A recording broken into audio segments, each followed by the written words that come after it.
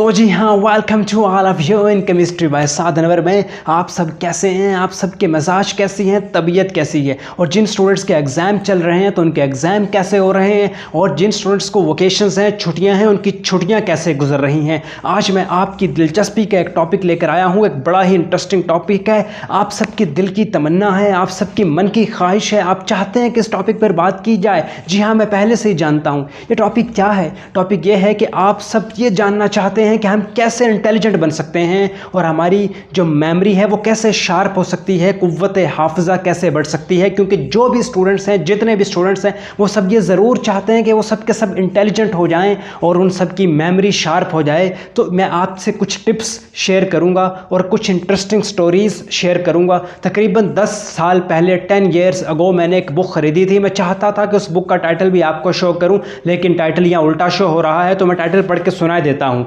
हाफिज़ा और जहानत के हैरत अंगेज़ वाक़यात। इस बुक में हाफिज़ा और जहानत के अजीब व गरीब हैरत अंगेज़ वाक़यात लिखे हुए हैं। पहले मैं आपके साथ एक स्टोरी शेयर करता हूँ, और वो स्टोरी ये है कि आप जानते हैं कि इब्न सीना एक साइंटिस्ट, एक स्कॉलर थे। उनकी एक बड़ी ही इंटरेस्टिंग स्टोरी है कि वो लोग कितनी एफर्ट करते थे। इस स्टोरी से हमको ये पता चलेगा कि लोगों ने चीज़ों को सीखने में कितनी मुशक्क़त की, कितनी एफर्ट की, और हम आजकल कितनी एफर्ट करते हैं। देखिए, स्टोरी ये है कि इब्न सीना की आदत थी कि जब भी वो कोई बुक पढ़ते थे, वो तो सिर्फ बुक को वो रट्टा नहीं मारते थे, वो बुक को समझने की कोशिश करते थे। सिर्फ पढ़ने की नीयत से नहीं पढ़ते थे, बल्कि समझने की इंटेंशन से, समझने की नीयत से किसी बुक को पढ़ते थे। उन्होंने एक टॉपिक पे एक बुक पढ़ी, टॉपिक नहीं समझ आया, दोबारा पढ़ी, नहीं समझ आया, फिर पढ़ी, नहीं समझ आया, फिर पढ़ी, नहीं समझ आया। यहाँ तक कि उन्होंने 40 मरतबा या 40 टाइम्स, या किसी किताब में लिखा हुआ 60 टाइम उन्होंने उस बुक को पढ़ा, और वो बुक उनको ज़ुबानी याद हो गई, उनकी मेमोरी का हिस्सा बन गई, लेकिन टॉपिक फिर भी क्लियर नहीं हुआ।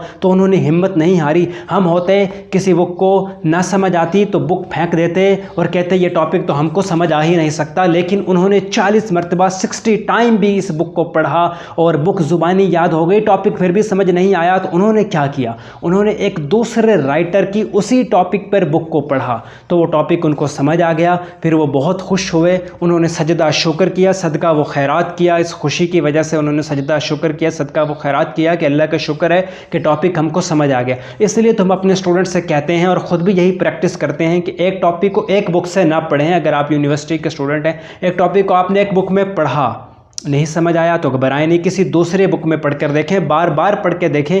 आप एक वीडियो देखते हैं, नहीं समझ आया तो दोबारा देख लो भैया, क्या जाता है आपका।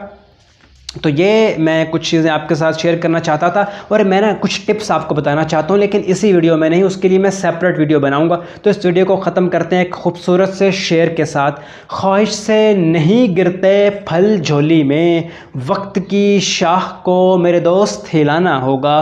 कुछ नहीं होगा अंधेरों को बुरा कहने से, अपने हिस्से का दिया खुद ही जलाना होगा। अपना बहुत सा ख्याल रखिएगा, सलामत रहें, अल्लाह हाफिज़।